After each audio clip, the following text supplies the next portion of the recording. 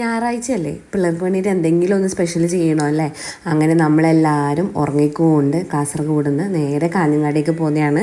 വേറെ ഇടത്തേക്കുമല്ല, slide and ride. കുട്ടികളെ മറ്റേ ഇൻഡോർ പ്ലേ ഏരിയ ആണ്. നമ്മൾ പിള്ളേരുടെ ഇടയ്ക്കിടയ്ക്ക് കൊണ്ടുവരലുണ്ട്. പിള്ളേർക്ക് ഭയങ്കര ഇഷ്ടമാണ്. പിള്ളേർക്ക് മാത്രമല്ല, എനിക്കും ഭയങ്കര ഇഷ്ടമാണ്. എനിക്കിടയ്ക്ക് തോന്നലുണ്ട് നമുക്ക് വലിയവർക്കും കൂടെ വേണമായിരുന്നു അല്ലേ ഇങ്ങനെ വെള്ളത്തിലല്ല ബോളിൽ തുള്ളുന്നത്, സ്ലൈഡ്, ട്രംപോലിൻ, അങ്ങനെ നല്ല നല്ല രസം ഉണ്ടാവില്ല. നമ്മൾ ചെറുപ്പത്തിലൊന്നും ഇത് കിട്ടിയിട്ടില്ല അങ്ങനെ. പക്ഷേ ഇവിടെ പോകുമ്പോൾ എല്ലാവരും ശ്രദ്ധിക്കേണ്ടതെന്ന് വെച്ചാൽ സോക്സ് കൊണ്ടുപോകണം കേട്ടോ. സോക്സ് നിർബന്ധമായി കൊണ്ടുപോകണം. അപ്പോൾ പിള്ളേരൊരു ലോകം. ഇവർക്ക് ഭയങ്കര ഇഷ്ടം. ഇവിടെ എത്തിയാൽ അതിലേ ഓടും, ഇതിലേ ചാടാം. കുറേ സ്ഥലമുണ്ട് കേട്ടോ. നമ്മൾ ഇത് വരുന്നതിന് മുന്നേ, കാഞ്ഞങ്ങാട് വരുന്നതിന് മുന്നേ നമ്മൾ പിള്ളേരെ ബാംഗ്ലൂരാണ് കൊണ്ടുപോലെ കളിക്കാൻ.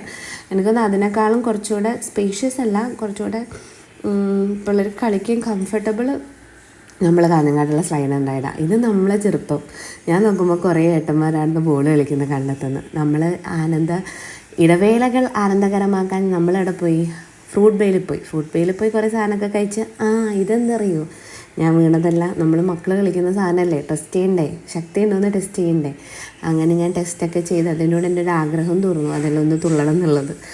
അങ്ങനെ അതൊക്കെ കഴിയുമ്പോഴത്തേക്കും പിള്ളേർ ഒരു മണിക്കൂറിന് അല്ല 2 മണിക്കൂറിന് 250 റുപ്പീസായിട്ടാണ്.